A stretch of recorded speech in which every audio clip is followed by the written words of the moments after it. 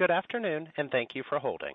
Welcome to the Motorola Solutions second quarter 2021 earnings conference call. Today's call is being recorded. If you have any objections, please disconnect at this time. The presentation material and additional financial tables are currently posted on the Motorola Solutions Investor Relations website. In addition, a replay of this call will be available approximately 3 hours after the conclusion of the call on the Internet. The website address is www.motorolasolutions.com/investor. At this time, all participants have been placed in a listen-only mode. Should you need assistance, please signal a conference specialist by pressing the star key followed by 0. You will have an opportunity to ask questions after today's presentation. I would now like to introduce Mr. Tim Yocum, Vice President of Investor Relations. Mr. Yocum, you may begin your conference. Good afternoon. Welcome to our 2021 second quarter earnings call. With me today are Greg Brown, Chairman and CEO, Jason Winkler, Executive Vice President and CFO, Jack Malloy, Executive Vice President, Worldwide Products, Sales and Services, and Mahesh Saptharishi, Senior Vice President and CTO, Software Enterprise and Mobile Video. Greg and Jason will review our results along with commentary, and Jack and Mahesh will join for Q&A. We've posted an earnings presentation and news release at motorolasolutions.com/investor. These materials include GAAP to non-GAAP reconciliations for your reference. And during the call, we reference non-GAAP financial results, including those in our outlook, unless otherwise noted. A number of forward-looking statements will be made during this presentation and during the Q&A portion of the call. These statements are based on current expectations and assumptions that are subject to a variety of risks and uncertainties. Actual results could differ materially from these forward-looking statements. Information about factors that could cause such differences can be found in today's earnings news release, in the comments made during this conference call, in the Risk Factors section of our 2020 annual report on Form 10-K, and our other reports and filings with the SEC. We do not undertake any duty to update any forward-looking statement. And with that, I'll turn it over to Greg. Thanks, Tim. Good afternoon, and thanks for joining us today. I'll start off by sharing a few thoughts about the overall business before Jason takes us through our results and our outlook. First, Q2 was an outstanding quarter. We grew revenue 22%, earnings per share 49%, and operating cash flow 86% versus the prior year. Additionally, we expanded operating margins by 220 basis points and ended the quarter with $11.2 billion of backlog, up 7% versus last year, and a record for Q2. Second, we saw strong demand in both segments of our business during the quarter. In Products and Systems Integration, revenue was up 24%, and operating margins expanded 270 basis points, driven by growth in our LMR and video security technologies. And in Software and Services, revenue was up 19%, and operating margins expanded by 210 basis points on growth in LMR services, video security, and command center software. This strong, broad-based performance highlights the strength of our business and value of our mission-critical integrated ecosystem. And finally, based on the strong backlog and momentum that we're seeing across our business, we're raising again our full-year guidance for both sales and earnings per share. I'll now turn the call over to Jason to take you through our results and outlook before returning for some final thoughts. Thank you, Greg. Our Q2 results included revenue of $2 billion, up 22%, including $47 million from acquisitions and $66 million from favorable FX. GAAP operating earnings were $370 million, and operating margins were 18.8% of sales, compared to 13.5% in the year-ago quarter. Non-GAAP operating earnings of $482 million, up $123 million, or 34% from the year-ago quarter, and non-GAAP operating margins of 24.4% of sales, up from 22.2%, driven by higher sales and improved operating leverage in both segments, inclusive also of higher costs related to employee incentive compensation this year. GAAP earnings per share of $1.69 compared to 78 cents in the year-ago quarter. This increase was primarily due to increased sales volume, improved operating leverage, a lower tax rate related to the release of valuation allowance, and lower reorganization charges in the current quarter. Non-GAAP earnings per share of $2.07 compared to $1.39 last year, primarily due to higher sales and improved operating leverage in both segments. OpEx in Q2 was $477 million, up $51 million versus last year, primarily due to higher compensation-related incentives and higher expenses related to acquisitions. Turning to cash flow, Q2 operating cash flow was $388 million, compared with $209 million in the prior year, and free cash flow was $326 million, compared with $155 million in the prior year. These increases in cash flows were primarily due to higher sales and working capital improvements, partially offset by higher cash taxes. Capital allocation for Q2 included $121 million in cash dividends, $102 million in share repurchases at an average price of $206.85 per share, and $62 million of CapEx. Additionally, during the quarter, we issued $850 million of new long-term debt and redeemed $324 million of outstanding senior notes due in 2023. Subsequent to quarter end, we acquired OpenPath, a leader in cloud-based access control solutions, for $297 million, and we invested $50 million in equity securities of Evolve, whose technology powers our concealed weapons detection solution. Moving to our segment results, Q2 products and system integration sales were $1.2 billion, up 24%, driven by strong growth in LMR and video security. Revenue from acquisitions in the quarter was $38 million. Operating earnings were $194 million, or 16.2% of sales, up from 13.5% in the prior year, on higher sales and improved operating leverage, inclusive of higher costs related to incentive compensation. Some notable Q2 wins and achievements in this segment include a $37 million P25 order for the Kentucky State Police, a $36 million P25 upgrade for a state in the U.S., a $30 million P25 order from MARTA in Atlanta, a $29 million P25 devices order for a large U.S. state and local customer, and a $5 million video security order, our largest single fixed video order from a U.S. federal customer to date. Moving to the software and services segment, Q2 revenue was $773 million, up 19% from last year, driven by growth in LMR services, video security, and command center software. Revenue from acquisitions in the quarter was $9 million.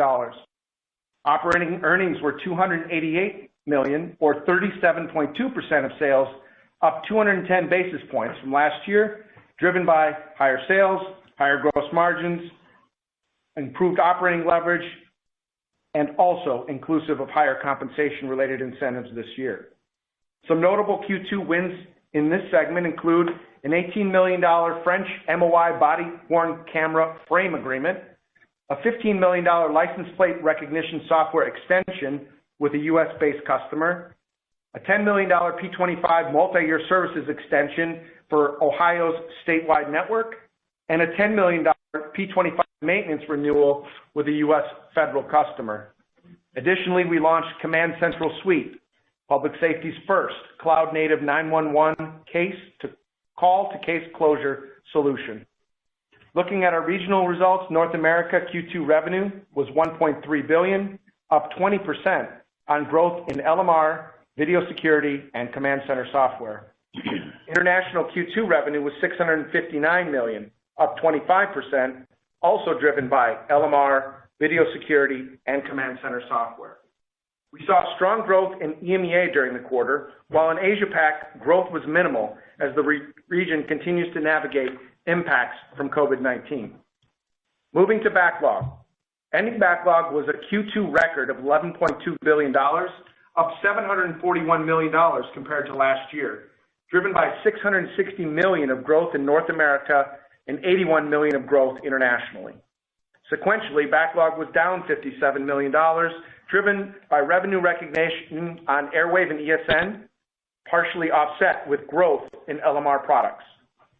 Software and services backlog was up $257 million compared to last year, primarily driven by North America multi-year service contracts. And sequentially, backlog was down $130 million driven again primarily by the revenue recognition for Airwave and ESN. Products in SI backlog was up $484 million compared to last year and $73 million sequentially, driven primarily by LMR growth in both regions. Turning to our outlook, we expect Q3 sales to be approximately up 10% with non-GAAP EPS between $2.09 and $2.14 per share. This assumes FX at current rates, a weighted average diluted share count of approximately 174 million shares, and an effective tax rate of 23 to 24%. And for the full year, we now expect sales to be up between 9.5% and 10%, an increase from our prior guide of 8 to 9%. And we now expect full year non-GAAP EPS between $8.88 and $8.98 per share, up from our prior guidance of $8.70 to $8.80 per share. This increased outlook incorporates the ongoing supply chain constraints, primarily in LMR, and assumes FX at current rates, a weighted average share count of approximately 173 million shares, and an effective tax rate of approximately 22%. I would now like to turn the call back over to Greg. Thanks, Jason. I thought I'd end with a few thoughts as we conclude the call. First, our results for the quarter were excellent. We achieved Q2 record sales, operating earnings and EPS, expanded operating margins, grew our video security technologies by 66%, and achieved strong growth in LMR and command center software technologies as well. Additionally, we finished the quarter with record Q2 ending backlog and a robust pipeline that we expect to drive growth for the remainder of the year, inclusive of the continued supply chain challenges that we're navigating primarily in LMR. Second, in video security, demand remains strong. We've continued investing in this area even during the early days of the pandemic, and these investments have positioned us well to capture the increased demand we're now seeing from our customers. Additionally, we just announced our acquisition of OpenPath, a leader in cloud-based access control solutions. OpenPath is disrupting the access control industry and extends our value proposition in the $15 billion video security market. As a result, we're also renaming the technology within our revenue disaggregation from video security and analytics to now video security and access control to reflect these investments and the future of video and access control convergence. And finally, as I look to the second half of the year, I'm encouraged. I'm encouraged by our execution across all of the businesses.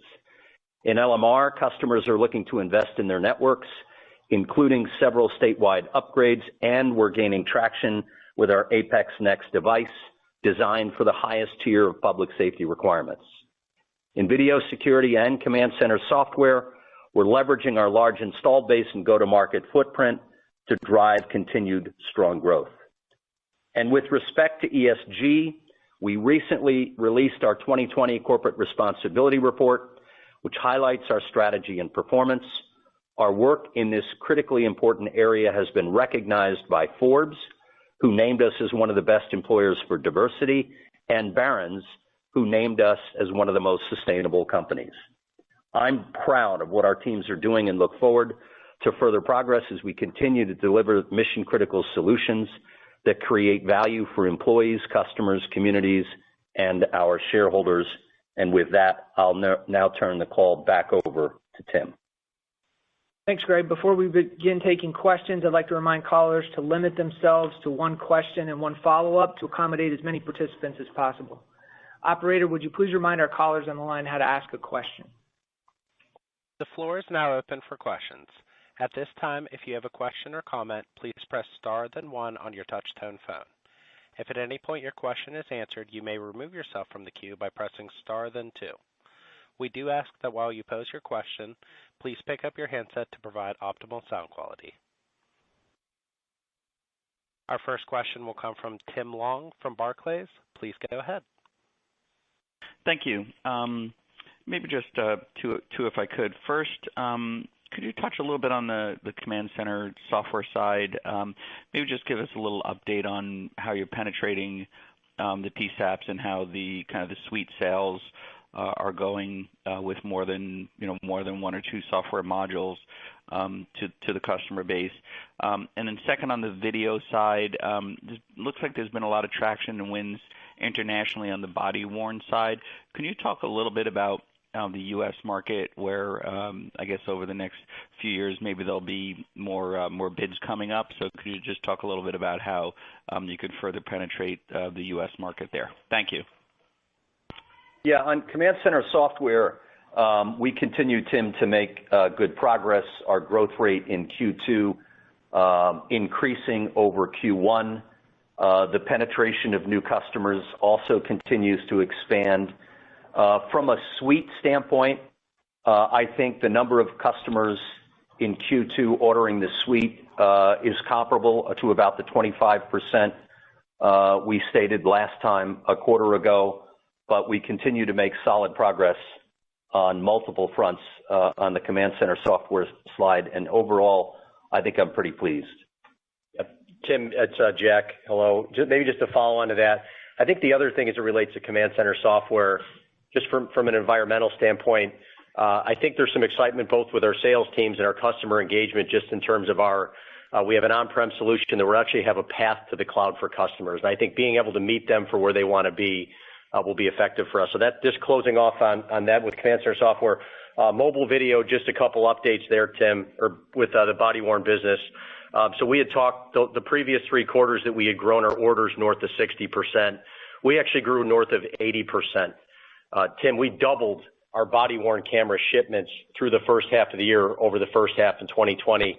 And it looks like from the data we've looked at, and it's just early what's in, but it looks like we continue to take share through Q2. Great. Thank you. Thanks, Tim. Our next question will come from Sami Badri with Credit Suisse. Please go ahead. Hi, thank you. I have 2 questions. Greg first, and maybe Jack, could you give us an update on PCR and how much that contributed to your very high growth rate and LMR in the quarter? And then the second question is, I was hoping you could kind of give us more color on OpenPath and how much revenues it contributed to the business, and was OpenPath profitable before you guys acquired and started integrating? So in terms of PCR, kind of taking a step back, obviously we've raised the full year again for the second time, Sammy.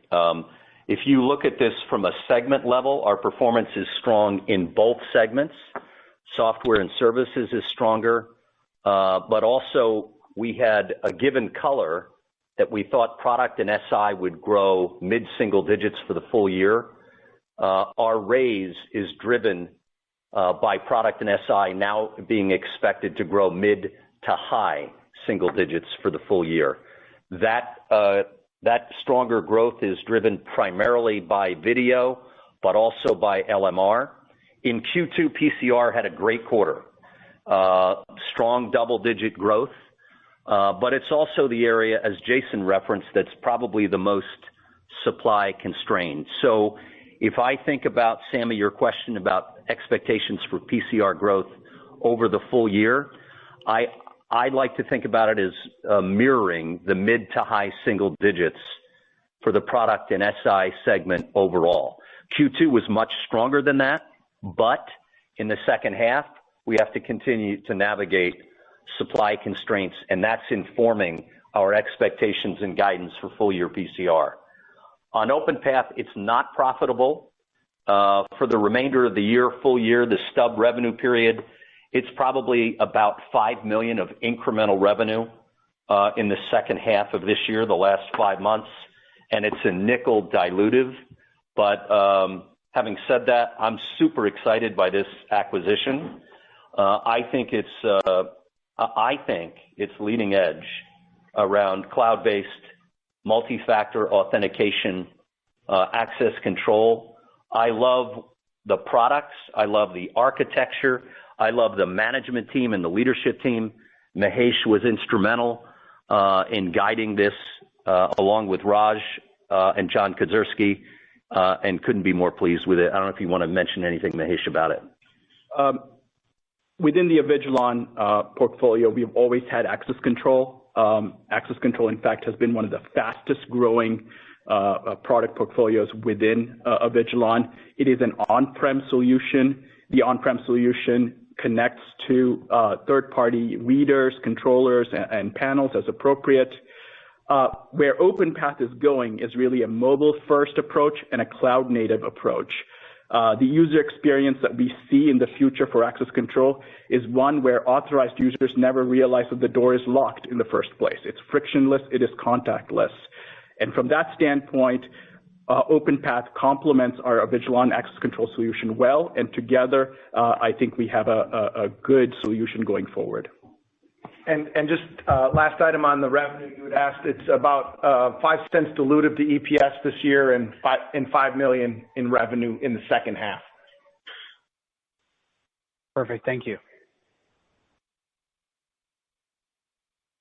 Our next question will come from Meta Marshall with Morgan Stanley. Please go ahead.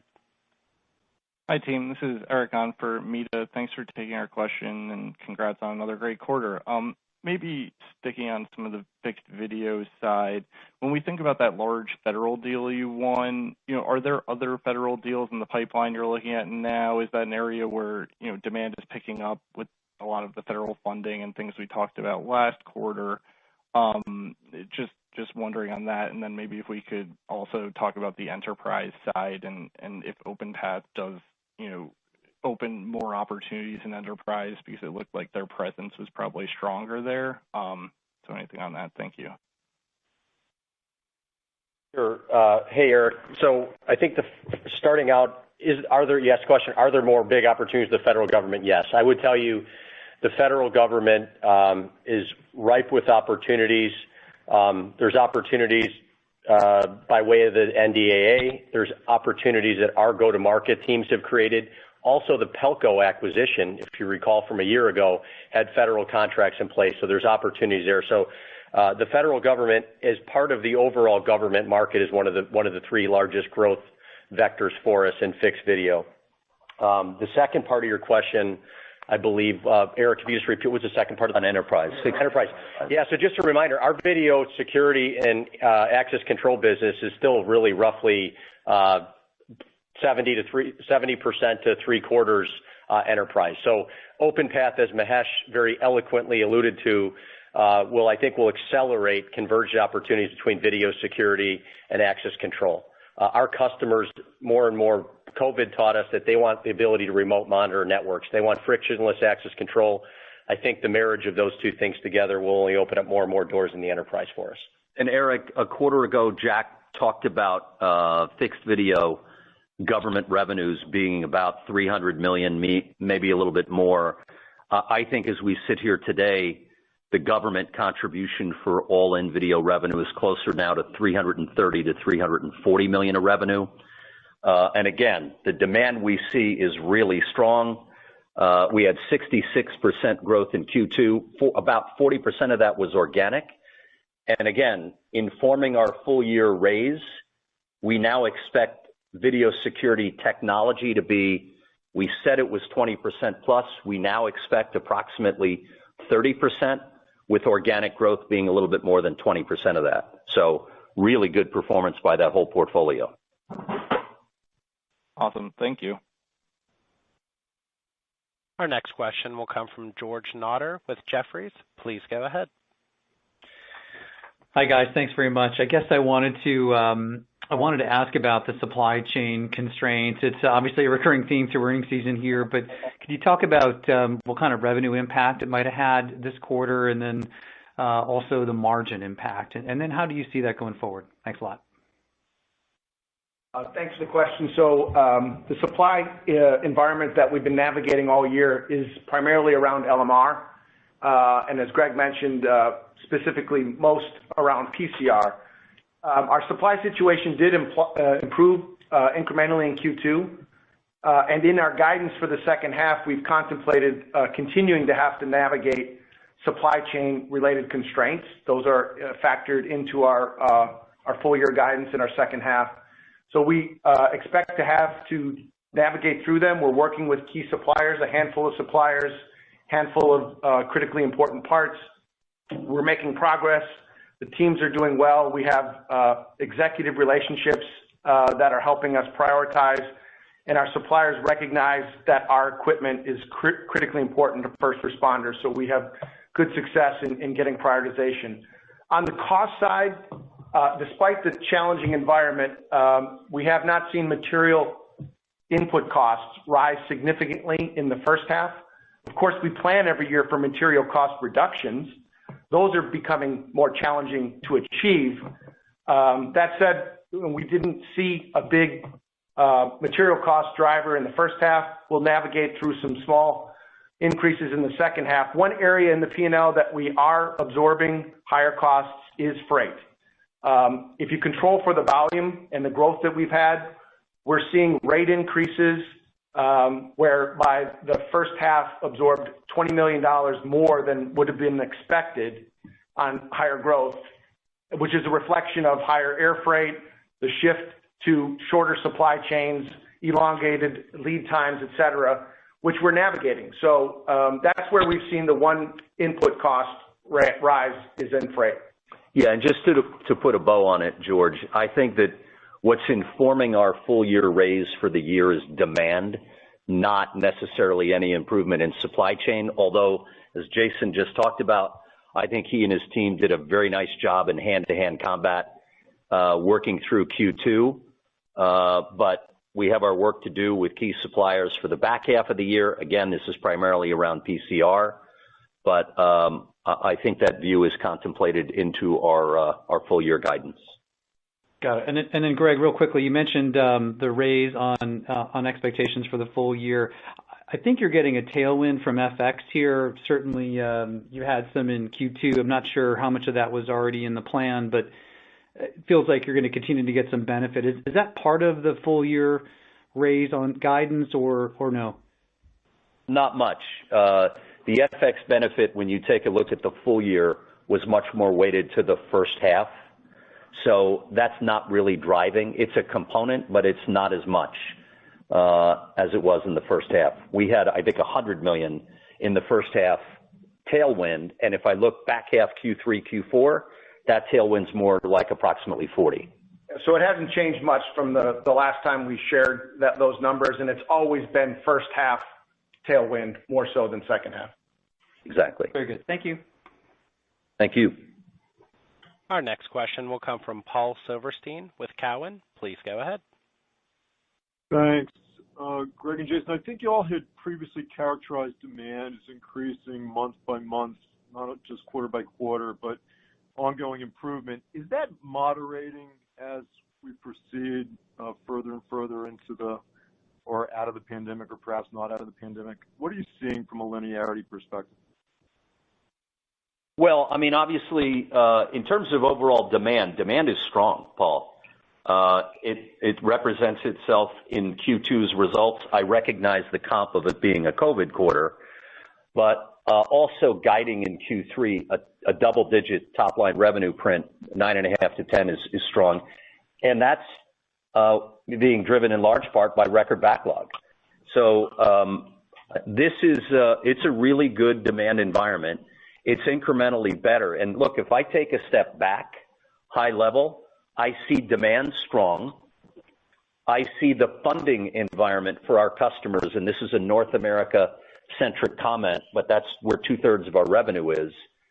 And with the stimulus and $350 billion available to state and local, and then other monies available to education and FEMA and other areas, there's literally hundreds of billions available to our end user customers through the end of 2024, some of the outlying timelines. So demand is strong, funding is strong, backlog is at a record Q2, and we're also getting traction with new products that we invested in during the downturn.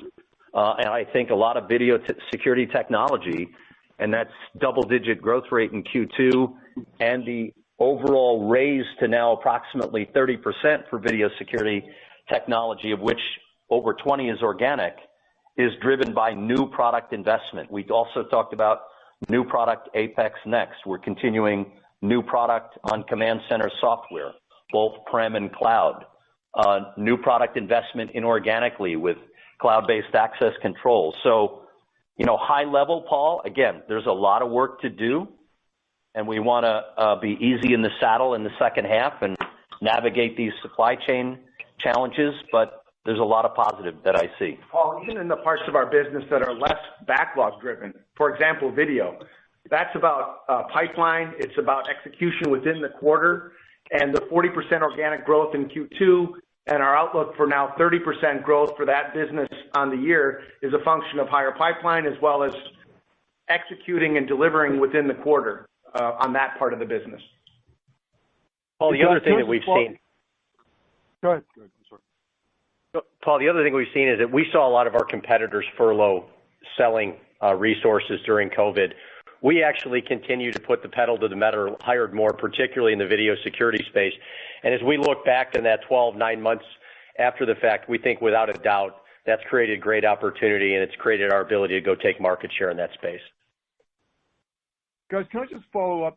The massive amount of federal largesse that's on the docket, albeit not yet passed and may not pass, are customers or first responder agencies already talking to you about allocating funds, or are they waiting for the actual dollars to flow?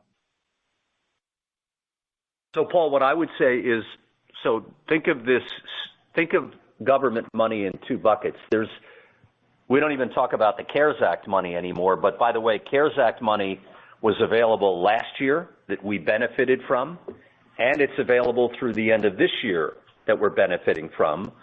I would say that the results we've printed so far largely don't even include the stimulus money that I just articulated, which is $350 billion of state and local, $170 billion in education, $38 billion in airport and transit, et cetera.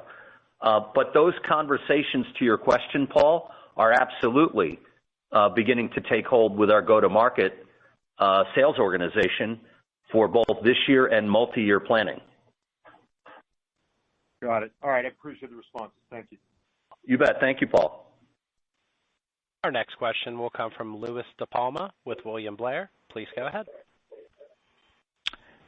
Greg, Jason, Mahesh, and Tim, good afternoon. Hey, Louis.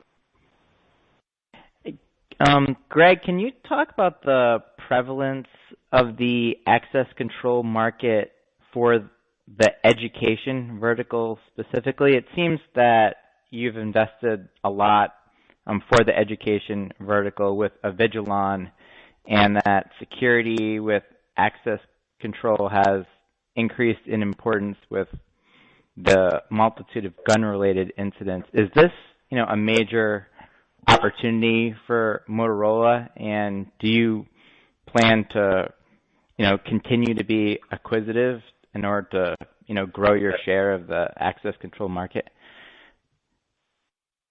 So, Louis, it's Jack. I'll start, and I think Mahesh will have some things to add in to my comments. So, first of all, hi, Jack. Education. How are you? Education is one of our top. It's our second largest vertical in terms of growth right now in video security and access control. Front and center to what every school superintendent, school safety director is thinking about is safety of their kids. We talk about the convergence of video security and access control, but there's also the ability to converge two-way radio through our Safety Reimagined platform that we're selling to schools. Greg just talked about the federal monies that have been pointed to schools. It's historic in terms of schools. One of the biggest problems they always had, there's interest, but there isn't funding, and now we've got interest married with funding. We also put together a specialized sales team that just talks to school superintendents every day. And we think that overlay team has helped us kind of accelerate opportunities. Mahesh, from a technology standpoint, is there anything you want to add? I think the only other thing I'd add there is we just launched our Motorola Solutions concealed weapons detection solution, which is a key part of the story. When you think about it in the context of access control, it's not just who are you authorized to be there, but also what risk you pose. So this complements our access control solution really well. Great. Thanks, everyone. Thanks, Louis. Our next question will come from Trevor Bowers with Northcoast Research. Please go ahead. Hi, guys. Congrats on the quarter, and thanks for taking my question. You mentioned on the last call and also earlier today that it looks like you're taking share in the body-worn camera market. What would you say is driving the success in that space? So I think, first of all, customers want an alternative. It's been a market primarily led by one company. They want an alternative, but I think in public safety, trusted relationships matter. We've been in business for, as you know, over 90 years. We've got trusted relationships throughout the state and local market. We also bear the advantage of having a very large international footprint, and we think that's obviously been beneficial to us as well. We've got things we're working on in terms of new products, both in terms of body-worn cameras, in terms of in-car solutions. But again, we think it's an area around police transparency and accountability that will continue to get focus and funding, and we think there's an opportunity for two players in the market, and we're capitalizing accordingly. Maybe the one other thing I would.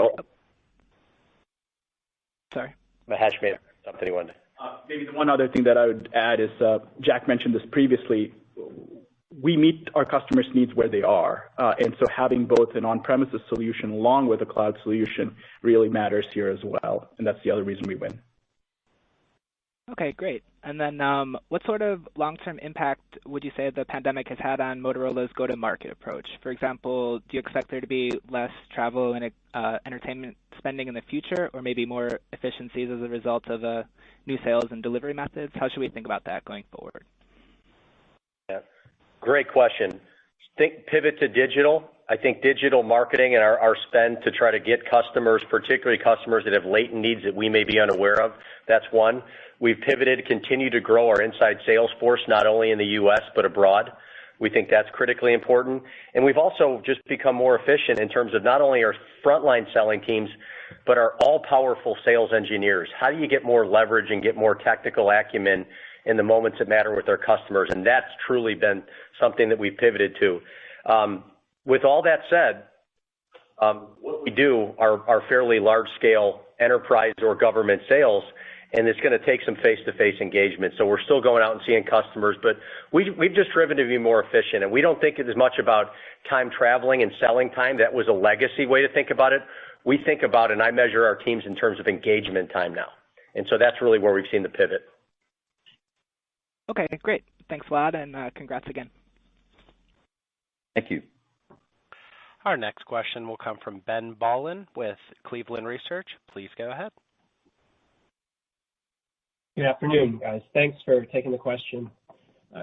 Greg, you've talked about the framing for the American Rescue Plan Act and the amount of money there. What's your perspective on when you see the sweet spot of that spending, if you think about your sales cycles and how it typically flows? And do you have any thoughts on how it might be influencing customer behavior in the different segments, radio, surveillance, command center? So, Ben, first of all, thanks for the question. I think the sweet spot starts, and I mean just very early innings, in the back half of this year, and it's a multi-year run. So, state and local funding, the $350 billion runs through December of 24. The 38 or 40 billion for airports and transit run through 24. There's 7 billion plus for broadband connectivity. That runs through September of 30. It's a long runway. So I don't necessarily think there's going to be a pop the clutch quarter or multi-month period. I think it's going to be strong and reasonably consistent over the next few years. I think it helps. I actually think it helps across the suite of what we provide. It helps LMR, public safety LMR, primarily P25, and the sustainability of multi-year service contracts that elongate these platforms, that allow us to do subscriber and radio refresh like Apex Next over a multi-year period. I think it clearly helps video, whether it's fixed video or body-worn for state and local, county, municipalities. We talked about the benefits around education, and quite frankly, I think money can flow around 911, PSAP, and command center software as well. So I think it's I think it's a lift for all three. Hard to dimensionalize, which one is more of a benefit, but it's clearly favorably to the products and solutions that we have, and I like the position. And then a follow-up, Jason, if I could. You gave the disaggregation of the revenue on slide 13. Could you talk a little bit about the way to think about how much of this is being recurring? And also interested in if there's any variation in either average contract duration or how customers are invoicing the recurring business versus the traditional product type businesses. Thanks. Sure, thanks, Ben. So in terms of recurring, our proxy for recurring is the segment that is software and services, which I believe this quarter was 38% of total revenues. That includes a lot of different varieties of recurring business, including service renewals, subscriptions, et cetera. And that was up significantly and has been growing, as you know, even during the pandemic, and is growing at a rate that's very positive. With earnings expansion at OE this year, we believe now at 170 bips of OE expansion within the services, software and services segment. So not only growing, but expanding profitability. On the technology side, from that same disaggregation, you can see that the video is a strong driver, as well as command center software, and that LMR is performing well as well with up mid-single digits. Thanks, everyone. Yeah. Thank you, Ben. Our next question will come from Fahad Najam with MKM Partners. Please go ahead. Thank you for taking my question. So given the very favorable backdrop that you just highlighted, and if I understood you correctly, Greg, that some of the funding from 2020 is beginning to flow through right now, per my checks. Some programs like the AFG program are getting funding from bills that were passed in calendar 2020. So you've yet to see, the benefit of all the ARA and the stimulus spending. Why not take the opportunity to update us on the long-term model? It clearly looks like your 9-10 model is a little bit conservative. You probably can make it 8-10 now, given the expansion in operating margin from favorable software sales. Fahad, thank you. So, look, this is a strong environment. Demand is strong, and the environment is generally favorable, but we are still in a pandemic. And we see that, by the way, popping up, not just with the Delta variant and different policies within the U.S., but we've seen it in supply chain, we've seen it in factories, we've seen it in other countries, and we want to be prudent and mindful around the current environment that we're in. And while demand is strong and funding is good, and there's a lot of reasons to be optimistic and encouraged, we just want to be very mindful and aware of what we don't know and the uncertainty that I think is informing and incorporated into the remainder of the full year. I do think that, there'll be time, Fahad, over time to update all of you in 2022. By the way, I think that we're likely going to have an analyst day. We're targeting doing that in Q1 of next year as we get through this fiscal year, as we get through the large implications of the pandemic, as we get to a point where hopefully the FDA gives general approval for the vaccine, as we get to where many more populations and countries are vaccinated and herd immunity is achieved. And we just think that's a better environment to give an update at that point in time. So I'm not going to, I appreciate your interest and not going to update the model per se yet, but I like we're positioned for the back half of the year, and I think we've got some good momentum to build on. I appreciate the answer. I have a follow-up question on video. Thank you for disclosing that fixed government video is about $300 million. And can you give us a sense on how big mobile is and how how fast could that be growing? in general, it seems like it's growing even faster than your fixed video or access control business. Well, yeah, just two things. Video, first of all, Fahad, on the $300 million, we're now updating that today where we expect the video revenue to government customers now to be about $330 to $340 million. We talk about the addressable market of video security and access control of being about $15 billion. By the way, that's a 2021 addressable market number. That grows next year. That's inclusive of fixed video. It's inclusive of body-worn video. It's inclusive of in-car video and the commensurate VMS software and cloud-based revenues. So it's an all-in number.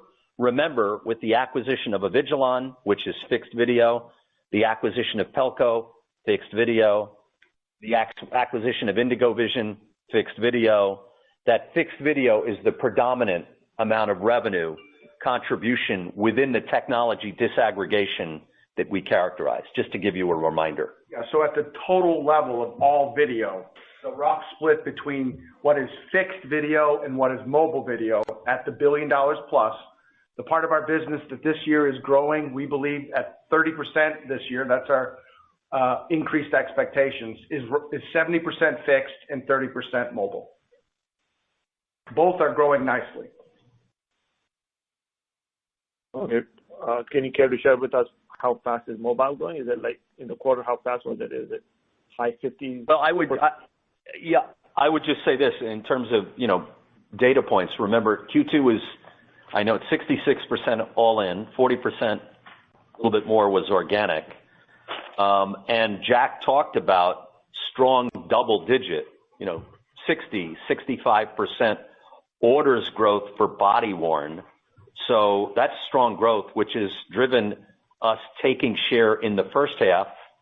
And given that the market's looking for a viable alternative, and our product performance continues to improve, and when I look at the body worn video book of business and things like Malta or the UK or the French MOI, it's pretty strong growth. Appreciate the answer. Thank you. Thank you, Fahad. Our next question will come from Jim Suva with Citi. Please go ahead. Thank you, and great job really executing through such a turmoil time of COVID, supply chain issues, and things like that.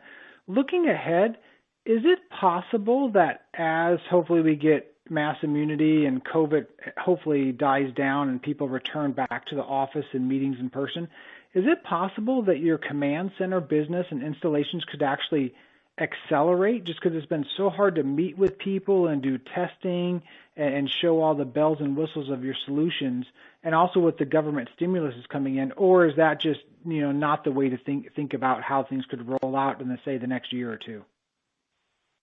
Jim, I would think about it that as we printed the first half of the year in Q2 and look at the second half, and basically what you're describing is the trends, I really see video security and access control leading the way, which is why we're raising the technology view from what we thought would be a full year 20% plus performance to approximately 30%.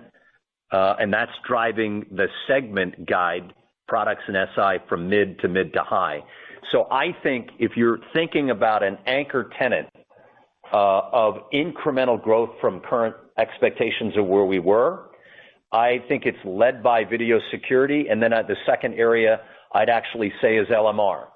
And those two areas are driving the increased momentum. With Command Center software, while it's our smallest component, we're still growing at greater the industry rate. So I'm pleased about that. But we also are offering both on-prem and cloud. And we've got organic work to do on the internal development on cloud. But I think, Jim, looking forward, I think of video security, access control, and LMR as being more of a incremental drivers from a trend standpoint. Thank you so much. And again, congratulations to you and your full teams. Thank you, Jim. This concludes our question and answer session. I will turn the floor back over to Greg Brown, Chairman and CEO, for any additional or closing remarks. Thank you, everybody. Listen, I'm really pleased with Q2's results and the execution we were able to achieve, and I just want to take the opportunity to thank my team and to thank all the people in Motorola Solutions. You delivered, you produced, you were unflinching, you're resilient, and I'm super proud of you. I think the other thing I'm proud of is we've continued to invest in this business. We did it in the throes of COVID last year. Jack referenced it. We continue to do that. I think in part some of the benefits we're able to demonstrate, and the second raise of the year is driven by ongoing investment decisions we've made. And last two thoughts are I like our momentum. I like the momentum as we enter this back half of the year. Particularly pleased with the increased strength of video security. But I'm also proud of the fact that now approximately half of our revenue for the full year will be derived from video security and software and services. And that's a much different composition and disposition than where we were several years ago. So I just want to thank everybody. To my team, I'm proud of you. And we got a lot of work to do, and we know what we need to do in the back half. So thank you. Ladies and gentlemen, this does conclude today's teleconference. A replay of this call will be available over the internet in approximately 3 hours.